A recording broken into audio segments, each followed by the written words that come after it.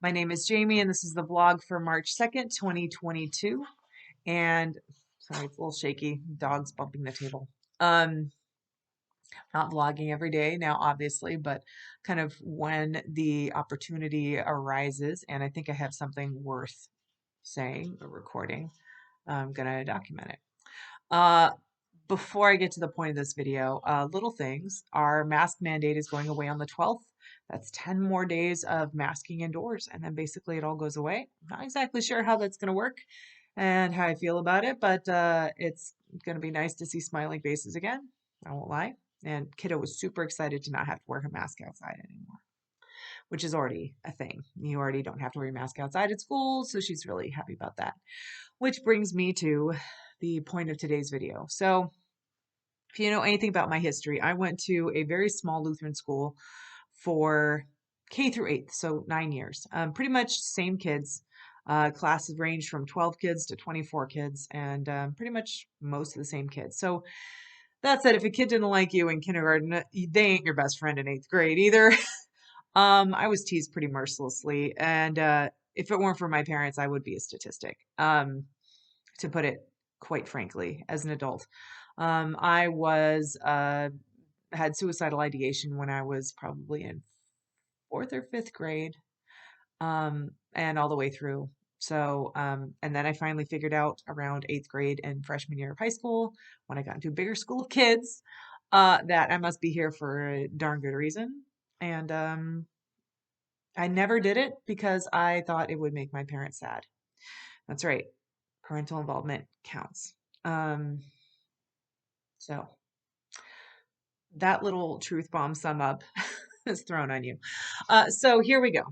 So my kid has put up with bullying once before. It was the bully from preschool that the preschool put a stop to it, which was awesome. We got into kindergarten. I warned the teacher, I'm like, this dynamic between these two just doesn't work. Please keep them separate. Well, they of course did not. And they saw it firsthand and then they put a stop to it by making sure the bully keeps a distance from my daughter. And yeah, they're not allowed to be close together. Recently, last couple of weeks, I mean, it's been great. Like since that happened, like her stuttering got better. You can go back through the old videos, you'll find it. It's a thing. So here we are now, springtime. Last 2 weeks ish, 2.5, whatever, when we came back from COVID. My kiddo had jumped in the car at the pickup and had been telling me that a couple of boys have been chasing her around at recess. Two specific boys that she was friends with like a month ago. So I assumed it was like a game of tag. She said she didn't like it, and she told them to stop, and they didn't stop. I assumed it was a game of tag. The boys would get tired of it. I said she did the right thing by telling them she didn't like it. She should go play something somewhere else, you know. And that's kind of where I left it. And honestly, that was dismissive of me. As a parent, I've learned a ton from this scenario. So I'm really hoping that anybody else who watches this will maybe take my lessons and not have to learn this the hard way. So Monday, it's Wednesday now. Monday, I pulled up at the, drive through to pick up my kiddo, and I got an email from the school at this exact same time. I talked about the recess game. I thought it was a game of tag that was just kind of ongoing. Kiddo complained about it every single day. I didn't really listen to what she was saying, and I didn't give it the weight that it obviously had for her. And I'll get back to that. So let me go to this circle first. And I'm really going to try not to cry because I've kind of been sobbing all morning. um, I hope why will be apparent soon enough. So anyway, Monday, I get a email from the school that the recess game is done. The school got a call from a parent whose child was upset by watching my child be chased every day and be upset by it. My kid was not crying when she came home. Obviously, there was enough time between recess and pickup to kind of help her, I don't know, find peace with it, whatever. But yeah, so that was the thing. So they put a stop to the game. They talked to all the boys involved. They let me know that they talked to all the kids involved. They didn't identify anyone. I kind of figured it out through the grapevine. Um, and because my daughter would obviously use their names and, you know, I was super glad that they stopped it that day because without them, without their knowledge, when my kiddo got in the car on Monday, she said, "Three boys chased me today. One of the boys is an older boy that they got to join in and chase me, and they told him to punch me if they catch me." My kid is 6.5. And the older kid is maybe 8, maybe. He's the next grade up from what I understand. Um, this is not okay. What are they seeing and experiencing at home that makes them feel like this is okay to do to people? I know my kid's an easy target. She's very empathetic. She doesn't always speak up for herself. She has a stutter, but they're not even teasing her for the low hanging fruit. They're not teasing her because she doesn't speak clearly all the time. They're not teasing her because she has a stutter. They are teasing her, and I'm not going to put it too, I'm not going to downplay this anymore. They are teasing her, they are chasing her because she exists. They want to beat her because she exists. She is 6.5. This is not okay.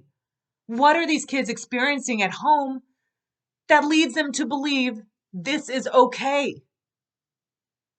Too many superhero movies? I can't even blame it all on media. I was exposed to a ton of media as a kid, but my parents were involved. And my parents told me this stuff is meant for entertainment. It is not appropriate. And I asked my daughter, I mean, nobody's an angel, including my kid. Is there anything you did, possibly, that may have led them to believe this was okay or this was an okay game to play? She couldn't think of a thing. I can't think of anything. Maybe a chase game once or twice. Hey, catch me, ha ha ha, and she runs. Maybe it was fun day one, but as soon as somebody says, yeah, I don't want to play that anymore, this isn't fun anymore, the game ends. Or it should. Now it does, thanks to teachers being involved. Okay, let me get back to the reason why I was crying this morning. That's the reason why I'm mad. And that's the reason why I will always be mad. I can't parent other people's kids, obviously, and I'm not perfect. I do stuff wrong all the time, I'm sure.